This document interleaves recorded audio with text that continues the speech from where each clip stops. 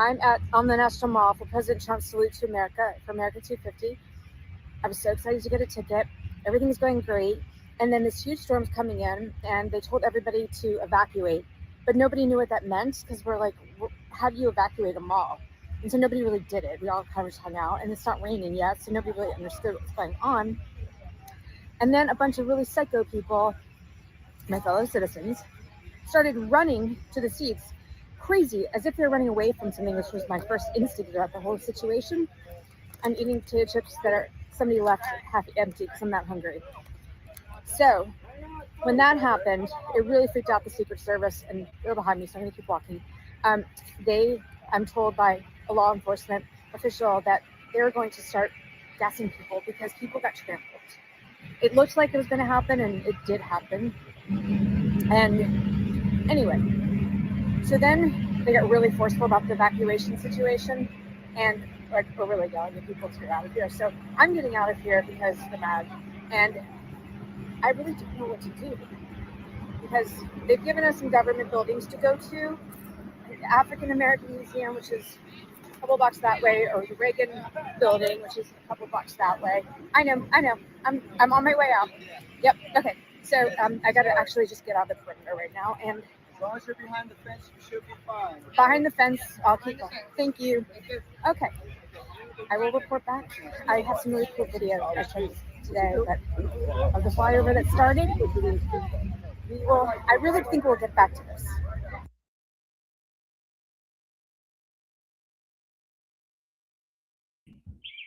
You know, it's so funny. I ate a bag of chips someone left on the ground because I was hungry, and I ate a bag of chips.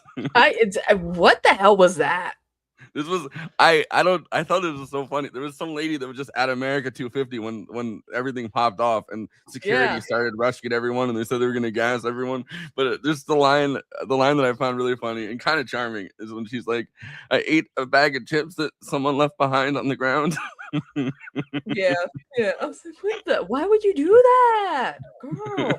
Dude, you couldn't pay me to admit that I did that on camera. Like, I might, like, if things were that bad, I might. But you could not pay me to say that I did that on camera. No. Also, Forrest thought I was gonna leave him hanging and let him, stream by himself for a second. But I got here just in time. You don't know whose bag of chips that is. Exactly. You can get an STI that way. You never know. You get some venereal disease. Someone takes each chip and they put it on their herpes, and they're like, they just leave it behind. Oh my god. Yeah, my brain I think is mush. I biked 15 miles today. Oh, I'm it's 80 degrees up here, and I'm dying. And then I jumped into the shower, realized there was no hot water, so it was just a cold shower. Like, I basically did that's not bad though.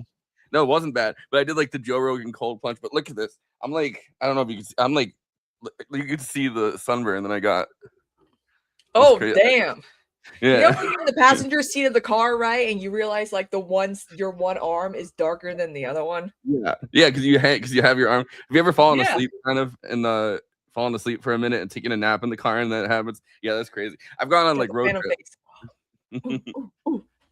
I went on. Well, I've told you about like the road trip I took from Texas to New York. Yeah. And like that kind of stuff happened to me the entire time. Yeah. So nothing happened, right? But there's no news to discuss. We're just gonna shoot the shit, right? Yeah, nothing happened this week. It's. I am Haley Stevens, and I'm here to be your next senator from Michigan. Things should not be happening in early. Like, I feel like this is when things slow down. August. Yeah, the Supreme Court is on their vacay for the Super Bowl. It's like, what the hell? Why is everything happening all at once? Yeah, I don't know. Everything, everywhere, all at once. Yeah. But the Grand Platinum stuff is crazy, and people are being really annoying in my mentions about it on all sides. The craziest is like, hey, same here. There's like a certain amount of. I didn't even introduce us. This is Absurdity Space. I'm Forrest Miller. This is Christina Oakes. I think most people that are watching this already know that. Yeah, everyone's like, "Who's that guy?" Just kidding. Oh yeah! Congratulations on your 5-year movie night extravaganza anniversary. Hell yeah! Yeah, and we did an hour-long after party where we did our best NPR impressions. Yeah, I was like kind of because I haven't really been drinking it, and like I was kind of like kind of feeling tipsy by the end of it. Yeah. And I didn't even drink that much. I drank a tiny bit. Yeah. But yeah, with I talked about the Yeah. Graham. Exactly. Who are we? Who are you? With the Graham Platter thing, I was like over here, like a lot of us were like, I was kind of indifferent. Like I'm over here like, okay, people can change and grow. Awesome, cool. He's admitting it. But you lied to us when you said there was nothing else coming out there. And that's my thing. Well, I always assumed there was going to be. I mean, but I didn't think it was going to be like, because everyone can say, oh, he raped children in Iraq or whatever. I'm like, it's bad enough that he came out and actually raped a woman, but you don't want to make up shit like that. Because the craziest is like, oh, you guys didn't care what he did to brown people, but you care when it's a white person. And it's like, yeah, I get everyone has something to say. And it's like, but none of you guys are being helpful, though. I assumed there was going to be more. There was no way that there wasn't going to be more. I assumed it was probably going to be really like pretty bad. I thought eventually we were going to hear stuff about like what he had done in like Iraq and Afghanistan. That's what I was thinking too. I'm like, it has to be like, oh, what he actually did, but it wasn't even that. And it's so weird because everyone's, shit on Majority Report, even though they were wrong and whatever. But like 2IT's like, Anna's over here like, I was sexually assaulted on a walk one time, and that made me leave the left or whatever the hell. And now she's like, this woman didn't report it, therefore she didn't. She's didn't lying. Didn't Anna not report it on a home like? But also, I feel like her reaction would be different if Graham Platter had been homeless at the time. So yeah, that's probably what it was. That's probably what it is. I don't know. There's conflict of interest stuff too, where Ryan Grimm. Yeah, you mentioned this. I didn't know that. Ryan Grimm's been friends with him for about like 10 years plus, maybe 15 years. I can't remember if it was like 2011 that he worked at. So it's like it's been a long time. Like it's been 15 years. I think it was 2011 that he started working, and Ryan Grimm wasn't even working at The Intercept yet. Ryan Grimm was working at HuffPo as the as their Washington D.C. correspondent. So he was like, so that was like way back. And he was working at the Tune In or whatever, the place where all the DC consultants hang out, which sounds terrible. Everything I've heard about it sounds terrible. Yeah. But it seems like, this is how I feel too. It's like, yeah, same. We all I felt I was like, it's not our, it's not our place because again, Maine is just a weird state. Like it real like people underestimate are like, what about all the Black and Jewish voters in Maine? I'm like, there are none. I completely understand that a lot of people don't feel comfortable approaching the authorities about a sexual assault, and I think that if I was a woman and something happened, like I might not be comfortable. Like I really don't like police. I don't trust what's going to happen with police. I don't trust the whatever it's going to come out with when you go to police and like the victim blaming stuff that happens and like a lot of that stuff I don't trust. So I'm not, when I say that, I'm not. It's interesting that that's like Anna's go-to because she uses her own like sexual assault, which is terrible, but like she uses her own what happened to her, but then she also didn't report it, which I mean sometimes maybe that's the right move. Like it's hard to like, I don't know how you really track down like a homeless person and go to therapy and talk about it, because again, and I mentioned this earlier, back in the day a lot of women who were raped who didn't have much support would go away if they got pregnant, put the baby up for adoption, come back like it was nothing happened, and that's kind of hard to do today considering, the type of society we live in. But it's like even Mad Men, like that's obvious, but Mad Men has a good depiction of not good depiction, but the kind of the blurred line when Pete Campbell goes, like, I think it shows what used to happen pretty well when Pete Campbell kind of like just approaches Peggy when like one of the first episodes of Mad Men in the hallway and like has sex with her kind of really like roughly in the hallway and then she has to go away, and it's like that. I think Mad Men like does some really interesting like showing of those kinds of things, but I think rural Maine is still kind of, I'm not saying it's like that. Like you can obviously get an abortion at like a clinic and stuff now, which at that time you really couldn't. But I think that rural Maine still has that kind of some of that kind of stuff where it's like it's hard to contact authorities and you have to go pretty far, I think, sometimes to get medical treatment and like and also have rape kits actually get tested and investigated and all that. But another thing too is like the woman that was part of the I guess we could call it the Nothing Burger New York Times article, because it's like, well, I mean, She's like, what about me? What about what he did to me? And I'm like, he roughly grabbed your arm. Like, that's not comparable to rape. And you had an agenda with your story. This woman doesn't, because she didn't want to, Yeah. she even didn't admit to anything in the New York Times article, which, by the way, I'm like, they actually goes to show where the New York Times priorities are, because they didn't actually do real journalism, do real investigative reporting. They could have probably found that stuff out. Even without her saying anything. So a couple things about that. There were two, at least from the Lindsay Fairfield story or whatever, there were two people that I guess did approach the New York Times about possible sexual assaults, at least according to her, and she claims at least that they lulled her into sharing her story, which I don't believe that they lulled her into sharing her story, but apparently it was going to be a wider story and they couldn't corroborate, which they didn't really corroborate her story that much either, but they couldn't corroborate her story, like those other stories or something, and they ended up scrapping them. But that was not the story by this latest victim. That she actually didn't tell the New York Times anything at the time because she wasn't sure she wanted to come forward. And shares, or at least claims that she shares Graham Plattner's politics and like wanted to see the campaign succeed, but it kind of got to be too much. And then she came forward, and there's like obviously it could be triggering to see like your rapist, and I'm sure he's everywhere in Maine right now. Like, I mean, like I'm sure they've blanketed, like I'm sure that's an incredibly triggering and traumatic experience for someone who's watching TV or something, and like I'm sure he's all over the place, although I'm sure Susan Collins is more.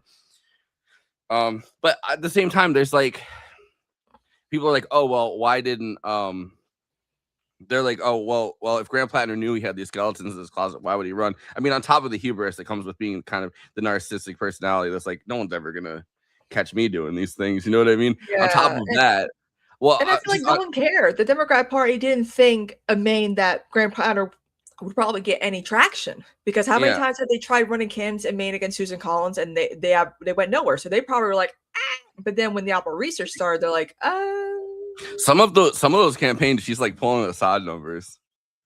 Yeah. Against like random Democrats who now are going to try to enter the Senate race. Yeah. Like there was one that I saw where Susan Collins got 67, and then the woman, like one of the women who are trying to enter the race against her right now, got 37% in like 2014. It's like a crazy disparity between the two, considering like the numbers of Mainers that ended up voting for Kamala in this last election. Like yeah. It's interesting too, because I mean I don't like all the liberals who are like, we told you so. I'm like, first of all, you shut the fuck up, because you guys still support Andrew Cuomo, Bill Clinton. They were just promoting Eric Swalwell 6 months ago, wasn't it? Like not even 6 months ago. It was like 2-3 months ago, barely. I was like, what the hell? Although I did manage to ratio near a tandem. I managed to ratio near a tandem off like by a lot. Like her comment on something. When she was like, say what you will, but the establishment bets candidates, and she has like 2.9 or 2.9k likes, and then I just wait. I'll put it on screen. Everyone's like, yeah, hell yeah. This cool story, bro. Which I think this was supposed to be a pro Eric Swalwell meme. I think with the king. So it's funny. It's supposed to be. Like again, it's just like liberals are not the ones who can gloat here. In my opinion, it's leftists of color who were like, earlier on, guys, these red flags seem like they're not gonna stop. I don't think anyone should be gloating. It's a sexual assault story. Yeah. It's just it's weird. It's weird to like try to score points off someone else's trauma. Meanwhile, the left was like, oh shit, with Eric Swalwell, it's like none of us were like told you so, because we didn't know anything about, like, he didn't have like any other red flags leading up to this story. So it's like, oh shit, he just needs to drop out. And that's how we reacted. But no, Swalwell did. No. Swalwell had some pretty big red flags. The craziest though was at the time there's a whole bunch of people like, as the stories about Swalwell were about to drop, like they clearly were, and we got something, we got a tease, there's something gonna happen, and it's like, just say it, rip the band-aid off. Don't be like, teasing us all for of these people, including like that insane like organizer memes person that's like claims to be in DSA or whatever, even though no one's ever seen him in a meeting. He's like, everyone knows this about this person that's about to drop. It's like, well, none of you fucking said anything. If you did, I don't believe that they all, like, I don't necessarily believe that they all did to that level, but they're all like, oh, we've all heard things. Well, then you should have said something. By the way, I was in DSA. My membership lapsed because I am poor, and I've been meaning to get back in, but I don't. I still got my card. I'm a card carrying DSA member, technically $5 a month. I get the DSA. Yeah, when I had like literally nothing in my bank account, I let it lapse, and I'm planning on getting more involved again, but I kind of have to get my like life together before I do that. I think. Been saying that for how many years now? Yeah, I know it's been like 5, but I slowly like I've been practicing driving. I've been getting stuff slowly together. It's Yeah, but it's just weird to seem like the opportunist type of angle with this whole story. It's like, just take the L and move on.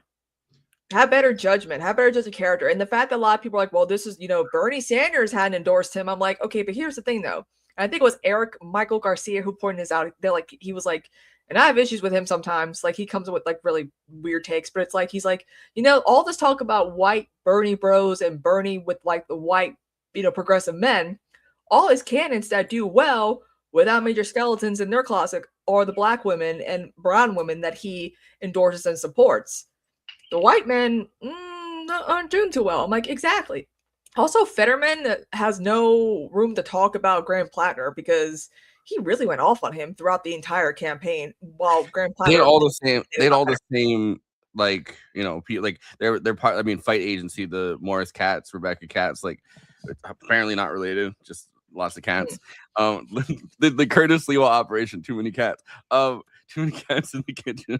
But no, the fight agency people, they were the ones behind Fetterman. So I think he feels like he specifically has to constantly go at Graham Plattner and vice versa, because everyone was asking Graham Plattner, "You're not going to be another Fetterman, are you?" And he's like, "I'm not going to be," which he kind of seems like he is.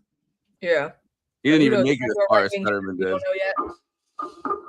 He hasn't even made it as far as Fetterman. Like, I know that's the thing. Like, he's like, Bernie Sanders should apologize. I'm like, but I'm like, why? He endorsed you. Should he apologize about you then too? Like, I'm just sick of everyone fucking apologizing. I hate it. Yeah.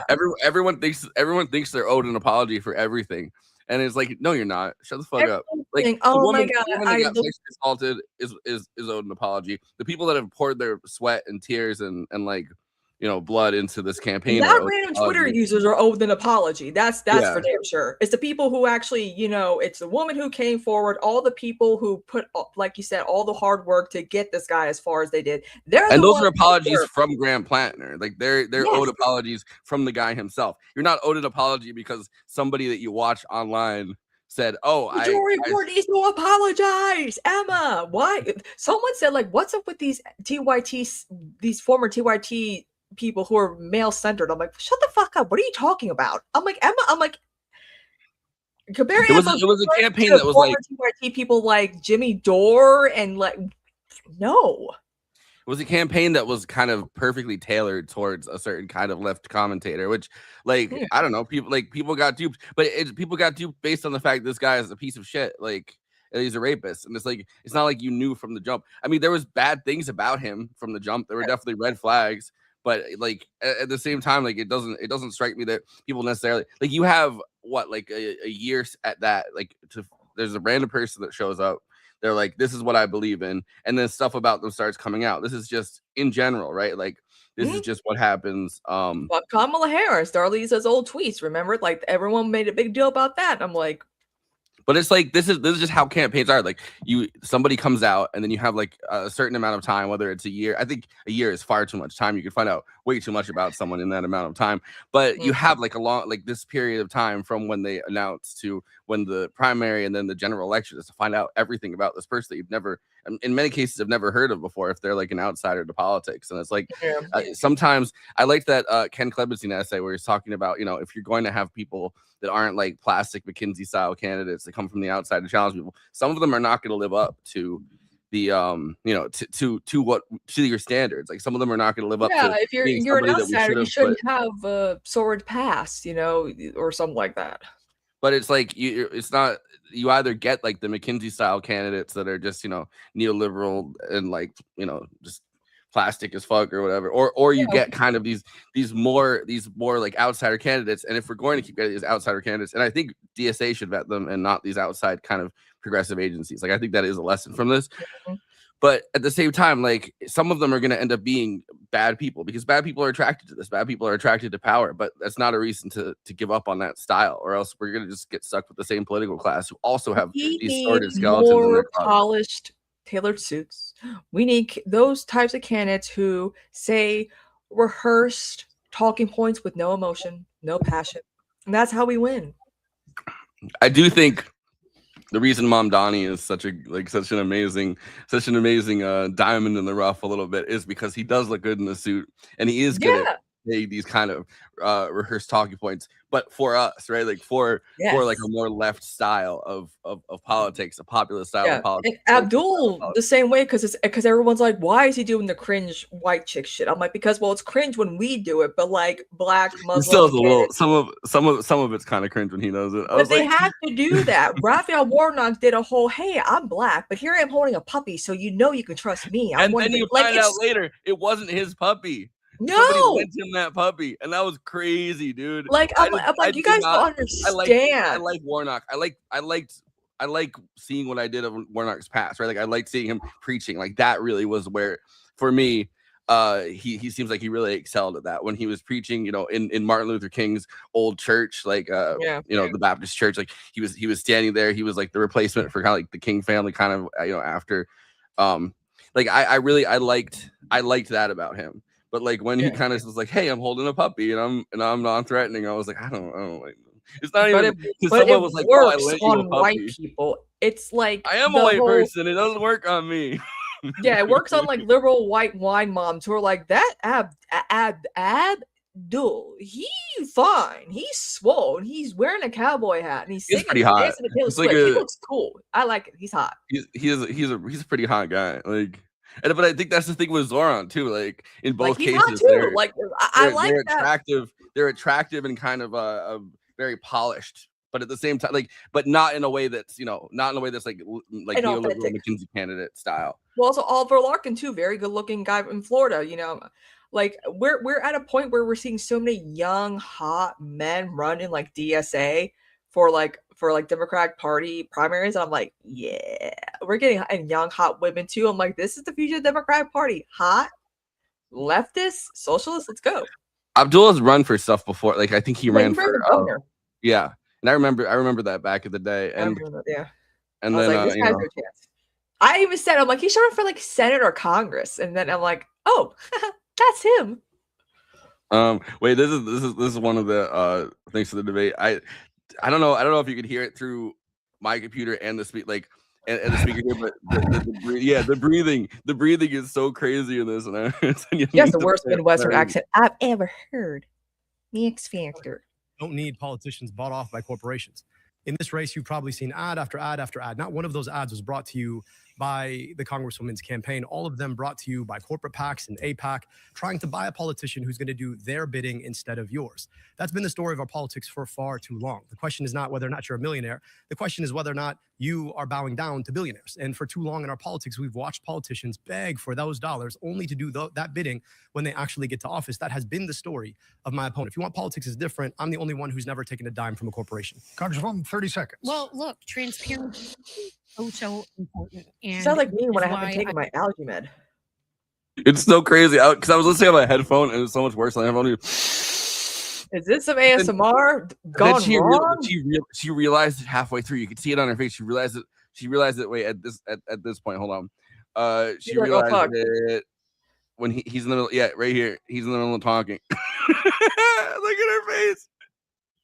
Yeah, and she's trying to hold in, breathing in through her nose, and he's talking. I bet her like aides on the side were like, yeah, you gotta, it's like slow down there, Koki.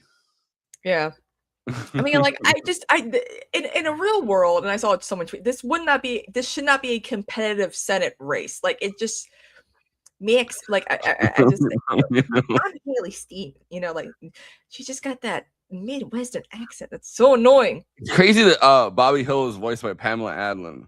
Yeah, she needs her X Factor pants. Better thing. It's so crazy. But I don't know. It just why is this a competitive race again? Like it's clear who won here. not the Muslim guy, apparently, who seemed calm, cool, and collected. The crazy white lady who sounds like Bobby Hill and Mark. I see Israel in my dreams. I see Israel in my dreams. She like, but it's crazy because in that clip when she says that, like she's doing like almost like the Warnock style preaching. She's like, that's her version of like, you know, preaching at the pulpit. She's like, I see Israel in my dreams. Hey, homie. That when I first heard that clip, it made me make that video where I was like, call me Marge Simpson because I love my homie. I need to add that as a soundbite for my Twitch thing. I see Israel in my dreams. It's dead people. No, you know what? You might see dead people, but you know what Haley Stevens sees? Just Netanyahu. Yeah, Netanyahu doesn't even like her. Netanyahu called her out. They did like an attack on her. But that's so coordinated. Oh God. And in the United States Congress, I will continue to fight for the people of Israel. I will continue to fight for Israel's existence. Israel comes to me in my dreams. I see Israel's future, and I know that Israel will continue to exist for the Jewish people. And then, like, why is that guy's wearing a Democracy Now! Hat?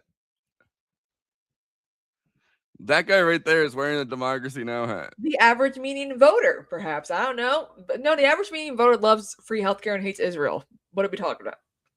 But then who's Gaddy? I wonder who Gaddy Moses is. Was it just a hostage? That's probably just a person that was a hostage, right? Yeah. Kidnapping of Gaddy Moses. This is his own Wikipedia page. 1979? Is that 79? Oh damn. Yeah, I guess he was abducted on October 7th by Islamic Jihad militants. Damn, so he wasn't even one of the ones that were taken by Hamas. Yeah, what the hell? No, I would be pissed, dude. I would be Every pissed terrorist organization I don't like is Hamas. But I would be pissed if, like, imagine you find out like you're kidnapped on October 7th and you find out it's not even Hamas that did it. It's like Islamic Someone Jihad. else.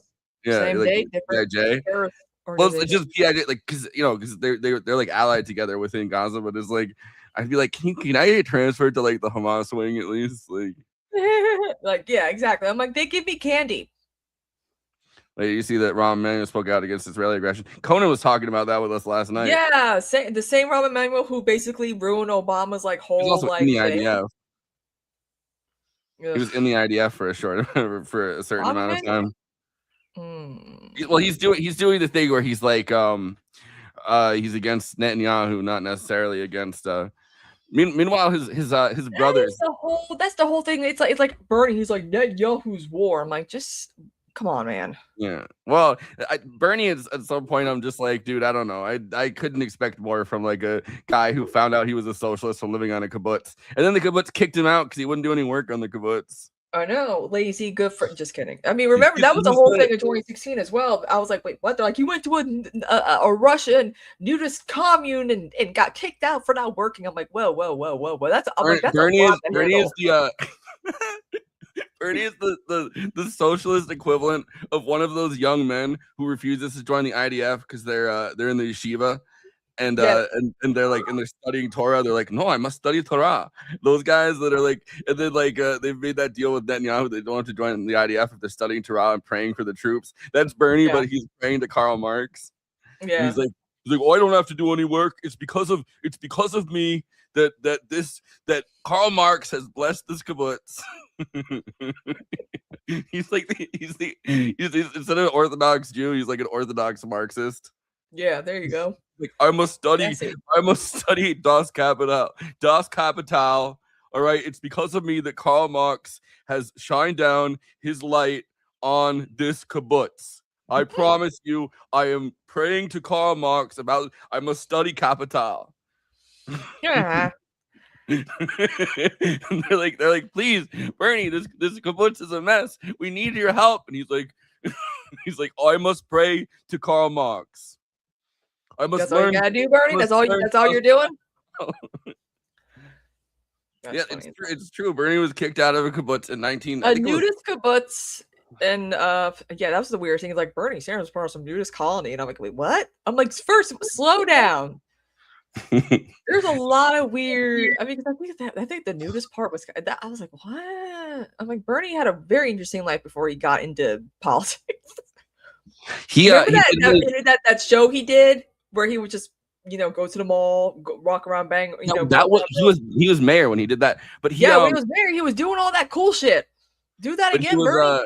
He made a. I've always really liked this about Bernie because I've done the same thing. He made a he was paid to make a Eugene Debs documentary. Yeah.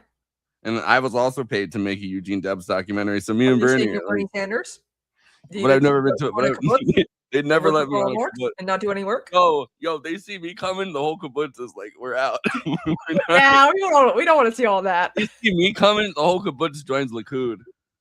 they're like we have no longer on this kibbutz. Like, yeah, we're out. they're out faster than the people on October 7th.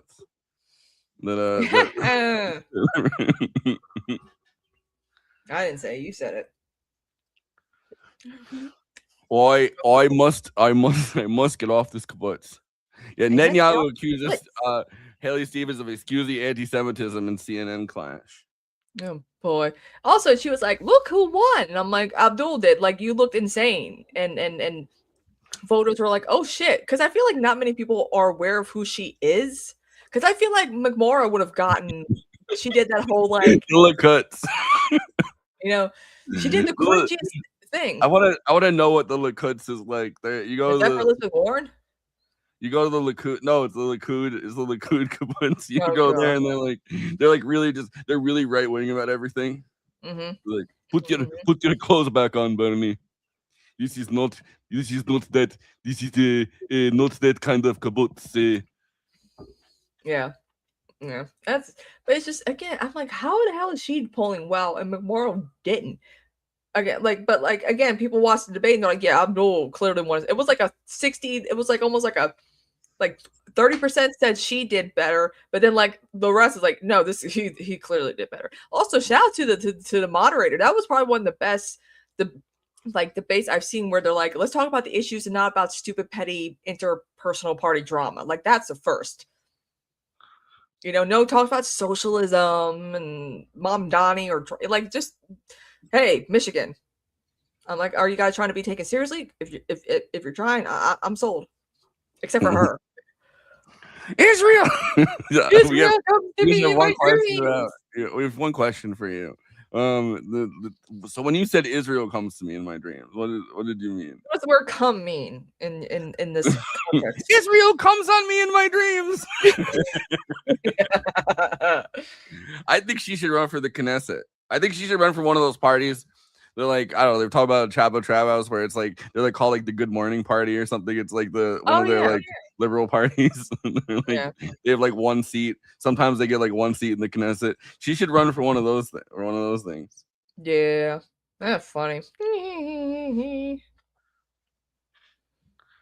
They have also there's a few like Twitter accounts again like that are like shitting on Graham Plattner, like the fucking like Bond Dog people or whatever, that Sir Rottweiler, whatever. Everyone's like, but you're out here supporting Cuomo and all these other sex pests. Like, well, he never did anything. I'm like, well, clearly he resigned in disgrace for a reason. So clearly he did do something. Isn't it kind of crazy? The next prime minister of Israel is probably going to be like Naftali Bennett again. Oh my God. Like his backstory is that his parents moved to New Jersey when he was 1. So he did his entire elementary school education in New Jersey. New Jersey. Like Teaneck or something, New Jersey. Like he was in that part of it. And then they moved, and then he moved to like New York City, and then he moved back to Israel. Then he moved to New York City again. So he like thinks he's like the America whisperer politician because he's like, I've lived there for a short period of time. I'm from New Jersey. I've Okay. There's also this insane Benjamin Netanyahu. Like, everyone forgets, like, that's not his real name. Like, a lot of people when they move to Israel or whatever, they want to sound more Israeli, whatever that means. And yeah. They, it's the Hebrew. Like green, like Gal Gadot's real name is like Greenstein because she's Hungarian. Like, I'm like, there's no such thing as being like, in my opinion, like Jewish Israeli. Like, it's just so weird that people are like, I'm indigenous to Israel. I'm like, no, your bloodline dates back to like Hungarian, European ancestry. There's no trace of any type of like that in you. What are you talking about? Yeah, it's just his for real name is, locational purposes. his family name is Milikowski, but it's spelled That like is that is more Jewish than Netanyahu. Well, it's Polish, but his dad was I'm pretty sure I can't remember if it's his dad or if it's his grandfather. It might have been his grandfather. It's like the opposite of like Jewish people in Hollywood. I think it was his grandfather that was like a Jabotinsky who wrote the Iron Wall, you know, like who's kind of the founding head of like revisionist Zionism, like the right-wing version that basically Likud later adopted. His grandfather was like Jabotinsky's personal secretary or something like that. Like, yeah. It's like when you look at Benjamin Netanyahu's really everyone like most evil man. But then Netanyahu came to the U.S. and then he has like West Philadelphia, born and raised on the. He has the Jesus on the West style, where I spent most of my days. Is the Jesus style lost years where it's like Netanyahu living in Philly with his older brothers. He could be president, y'all, because he was born in Philly. Yeah, he's technically. You know what? Can we do reverse birthright citizenship for some people? Like Netanyahu being born here and yet he's been in Israel for most of his life. No, he shouldn't be able to run for president. His family lived in the Cheltenham Township. Damn, he was like in the weird like the parts of Pennsylvania that have like the old style houses too. Oh, I guess he was born in. Is this accent fake too? By the way, I feel like I'm like if he's born in Tel Aviv, so he's not able to become. But his mom was from here. His mom came from Minneapolis, and I guess he was technically born in Tel Aviv, and then they moved here like right after. So he's not technically able to be president. Thank God. Oh God. But if he wanted to run for president, Tom Piker. If he wanted to be president, I bet they would change it so that Israel's like technically the 51st state. So it's like, oh well, if you're born in Israel, what about Canada, Greenland?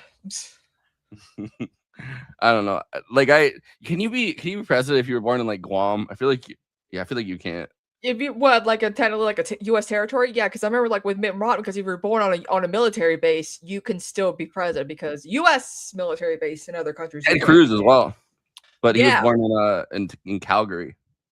Yeah, he was born. He's Canadian. Wait, was he born in a military base or he's just born in Canada?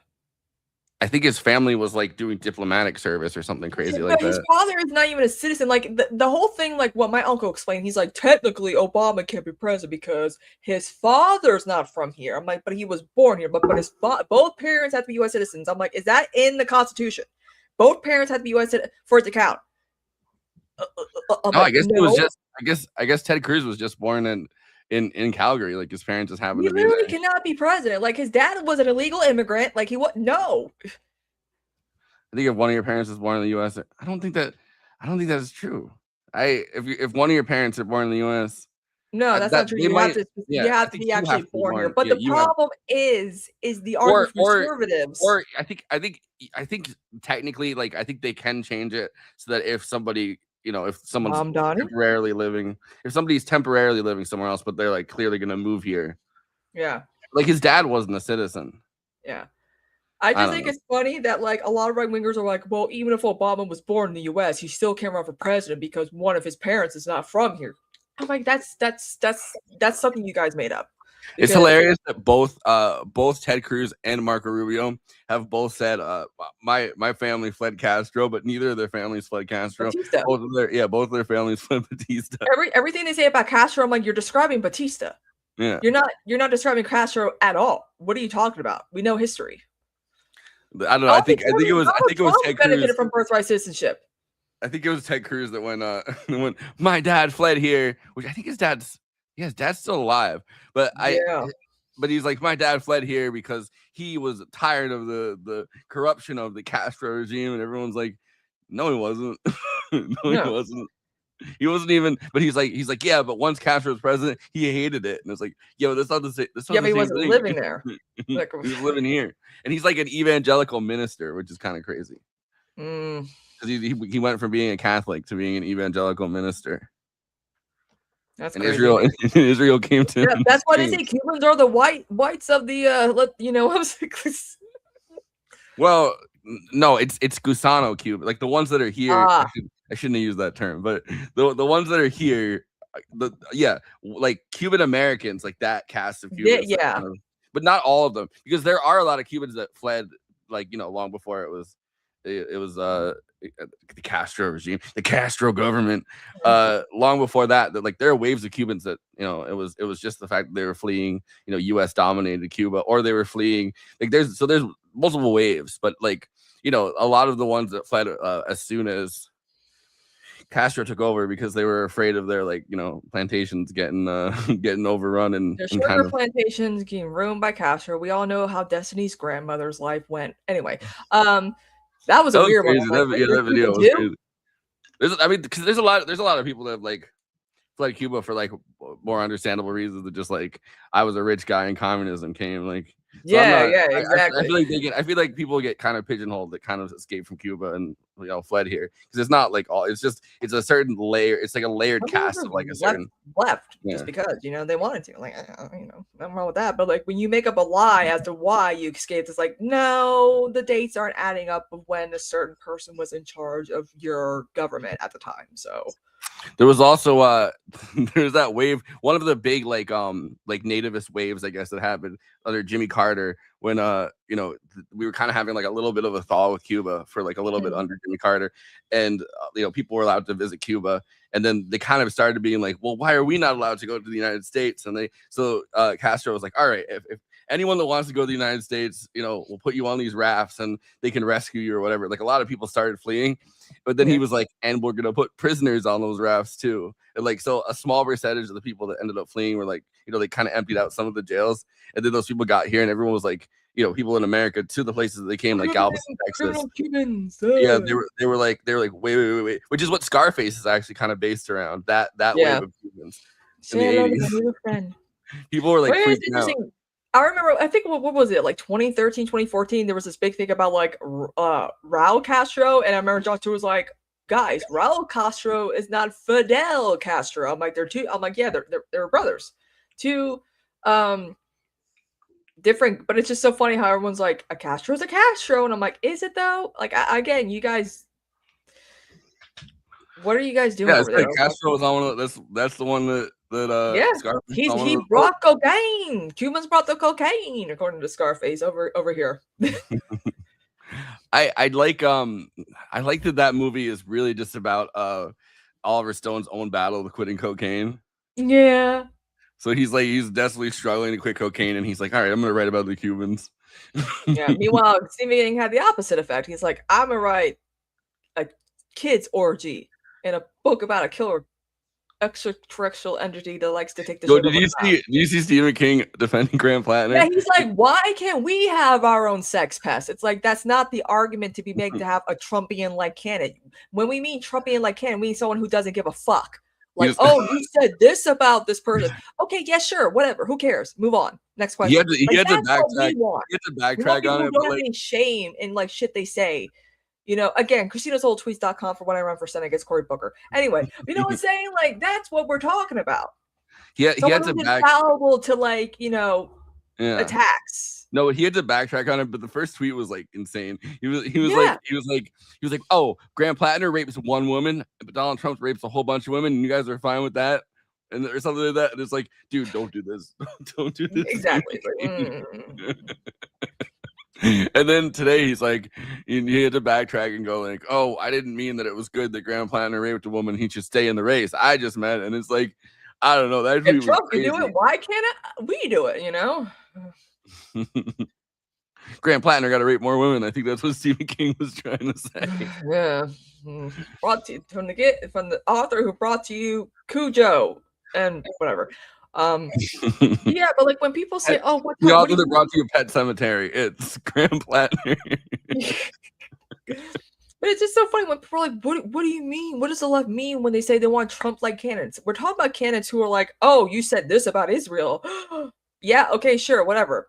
Next question. That's what we mean. I was listening to Chapo at one point, and they called the Graham Plattner thing like the monkey's paw for people that wanted their own Trump. Yeah. Like you get like the curled monkey paw where it's like, oh, you want your own Trump? Well, here's a rapist, and it's like, fuck, the liberals, the Democrats, you know, during COVID, they're like, you know, we got our Trump. but it's a good one. It's Andrew Cuomo. He's the good Trump. He's a bully. He don't take Trump's bullshit. And I'm like, but I feel like Graham cool. Plattner is like the left's Trump. Like it, like because he says whatever the fuck he wants. He might be the left's Pete Hegseth though. Yes, that's more like it. I think it depends. Nazi if he stays, chronic alcoholic, in the race, yeah, you got a military background. Yeah. If he stays in the race, and if he was to stay in the race and he won, he might be like liberal staying Trump. in the race. I don't think he's staying in the race, but if he did and he won, he might be. He might. He should play that soundbite of Biden. Like this is what I have to say. I'm staying in the race. We are kind of like, I feel like we are like playing out like June 2024 again. Oh God. Which like I feel like we're kind of moving forward because every argument. Are we though? I feel like online they're still stuck in 2016. Well, because every argument boils down to like 2016 or 2020, right? Yeah. And like now we at least have like a 2024. Yeah, because it's like, oh, short amount of time to replace someone. Where have we seen that before? We will finally move on to the next 10 years of discussing 2024. Oh, we're trying to like we're trying to get we're all trying to get the person out, but they won't get out, and it's like but they're trying to like replace them at the same time, and it's like this is kind of 2024. Yeah, this is how 2024 primary animal farm, whatever. You know what I'm saying? Like. I saw so one of the people that are gonna like possibly replace Graham Plattner is Roy Jackson, and I noticed this, and I kind of regret looking at it, but he looks like Susan Collins, but like he looks like Susan Collins' son. I'm trying to find the post I had about it. Yeah, he looks like he could be Susan Collins' son, and yeah, this is the wait. And I now I hate that I did this to myself, but it's like, look at. Are you ready? Yeah, and then put it in a... Oh man. So he had a clip where he was like, "I've known Susan Collins my whole life," and I was like, "Wait, are you her son? Are you her son? What's going on here?" I mean, I don't know if he wants to take out his mom. I'm not opposed to it. I just want Susan Collins to go. So if it's Troy Collins Jr., I don't give a fuck. Yeah, that's what he should change his name to. Then people are like, oh wait. Thing is, Trump didn't even write the art of the deal. Like that's the funniest part of it. Every time he looks up, it's like movie. I know who wrote that for real. I saw the ending. I got 3 rules. Mom, you're fired. We're going to Washington, and we're going to tell my mom, get out of here, Mom, you're fired. My mom's been in here for too long. It's been too long. She's been corrupted by big money, by dad's money. That's right. Yeah. Like, she's been corrupted by corporate interests. That's right, my dad's company. Yeah, that's so funny. Yeah. Hey, you know, sometimes I wonder what life would have been like had Kennedy not gotten assassinated. Bobby would have took over, and then Ted Kennedy. It'd be like luxury is a meme. Yeah, but Ted Kennedy could have never done it because. I'm just also saying, what if that never happened? Because we gotta think about it. If Kennedy was alive, then certain things might not have happened, like him killing that teacher in that car crash. Yeah, well, because the reason that we keep forgetting that Ted Kennedy. Well, the reason that Chappaquiddick happened was because Bobby Kennedy got killed. Yeah. It was the girl next to him was one of Bobby Kennedy's like lead organizers. So if Bobby Kennedy hadn't gotten killed, Chappaquiddick wouldn't have happened, and then Ted Kennedy could have been there. I don't know. I guess I think he was like the most awkward. I feel like out of all the Kennedys, I feel like Ted Kennedy would have been the best. He was like before Bernie. He was very much like Medicare for all. Yeah, well, he ran against Jimmy Carter. Yeah, and it didn't go that well. Well, yeah, because he tried running a few times, but Chappaquiddick happened, and they're like, "Remember when you killed that teacher?" And it's like, it wasn't even that brought Ted Kennedy down. The big thing that brought Ted Kennedy down against Jimmy Carter is they asked, "Why do you want to be president?" And he couldn't answer for a full 30 seconds. Yeah, I would be like, I should have just carry on my brother's legacies that couldn't be. You could. I think he was trying. I think he was searching for an answer that wasn't that. So I think I do think that's the reason why he still should have. I felt like I would be like, to continue on the legacies that my brothers couldn't. But he had like these big fiery speeches where he talked about how he wants to rescue the Democratic Party from like the centrist kind of like right wing drift, and like he had great speeches about that. So I don't know why he really froze up. I mean, I guess there are some people that are like when they get in front of the big thing, and it's like it's time to tell people like why do you want to be in this race, and then they kind of freeze up compared to his other brothers. But like I remember maybe he also was afraid that if he ran for president, like not him as like he a might get killed. Yeah, it's like maybe he was afraid of that. I don't know. Hey, maybe 3 times the charm. Finally, the Canadian curse will be broken. But also, like I remember, in Michael Jackson's History song, he's out all these sound bites, and one of the closing sound bites is, some men see things as they are and say why. I dreams of things that never were and say why not. Talk about Bobby, and I'm like chills when I hear that because you think about that. I'm like that could have been you though, Ted. You dreamed of things that never were and say why not. You could have, why? Why yes? Ted Kennedy is sleeping, and then all of a sudden Israel comes to him. All I see Israel in my dreams. Israel comes to me in my dreams. It was that's because you have to also wonder like if he had beaten Carter. Like what happens from there because Reagan. It's like I mean, I don't know. Like the thing about it is at that point, right? Like everything's kind of shit. Like you're inheriting the poison chalice essentially at that moment. He's the Obama. Well, it's because at that point, right? Like Carter, there was a lot of mismanagement, but also just stagflation. People have gotten kind of fed up with it. Like it's the economy stupid. Like people want to punish whoever's in power when the economy is kind of messed up, which Carter also inherited stagflation. Like they also didn't think stagflation was real up until that point. Yeah. They were like, there's no way you can't have, you can't have like stagnant growth and also inflation at the same time. You have to have one or the other. And then stagflation happened. They're like, holy shit, you can have both? Yeah. It's just kind of crazy that one of Bruce Bartlett, who kind of helped with Reagan's like trickle down economic policy, he like helped come up with it. He's like a fucking commie at this point. Like it's so crazy to see all the former like I came up with this, disastrous economic policy, but here I am shouting out, high taxes and like, and socialism. And it's like, yeah. What? Look at Bruce Bartlett. Like I was like, whoa.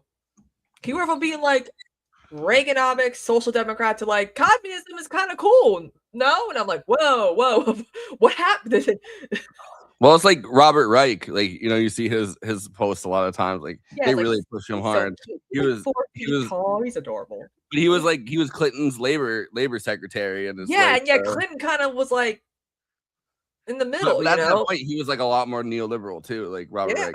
I mean, I think essentially not everybody in the Democratic Party, but like everybody within that wing of the Democratic Party was, which is why he got originally appointed to that. So it's like, but then you see him being like, Bernie is right, and it's like, yeah, but where were you like 20 years ago, 30 years ago? He probably would have been treasurer, and that'd be kind of cool though. Like Robert Reich would have been in Bernie's administration. I'm like, probably. Yeah. They would have brought him back. They would have brought back He would have been the second Reich. When you thought I was out, he comes back. He's like, we need a new Reich, a new Robert Reich. What?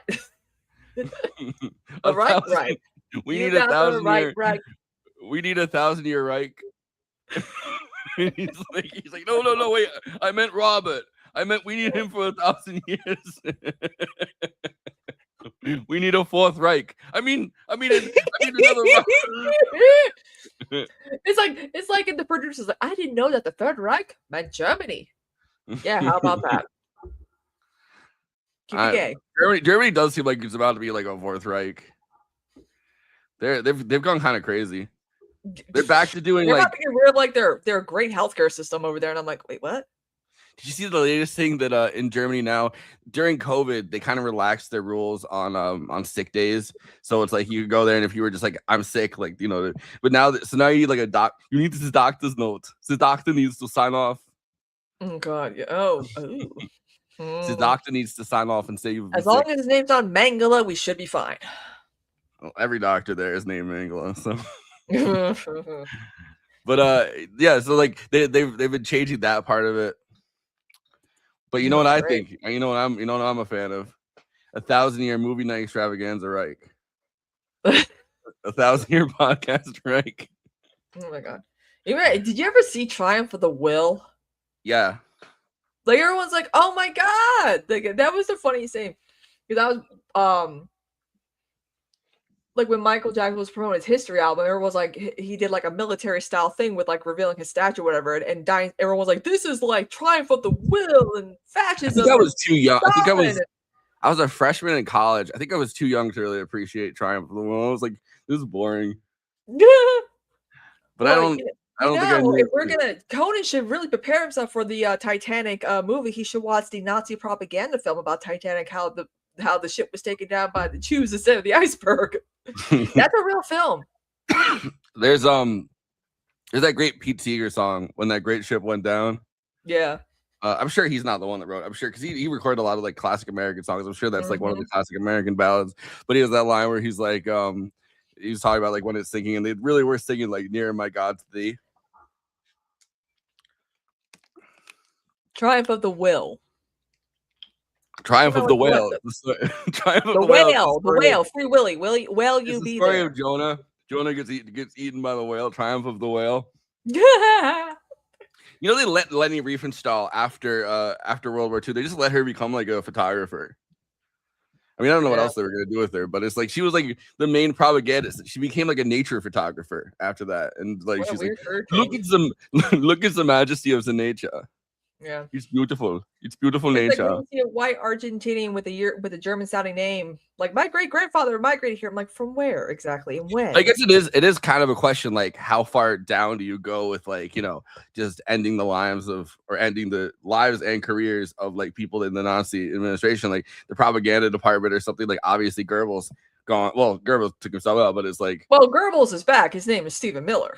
Yeah, but it's like you see that, but then it's like, you know, if you have someone like Leni Riefenstahl, like it's like Hitler's favorite female director. What do you kind of do with that, right? Like it's like because she's not necessarily like the person not in charge of anything. She's just making movies. The people who did like the propaganda, like where it's. I'm like, are they the ones sending like? I feel like we didn't punish the Confederacy. I feel like the Nuremberg trials didn't go far enough. Yeah, well, they should have hanged, but still, I feel like they should have went out the same way they murdered Jewish people, gas chambers.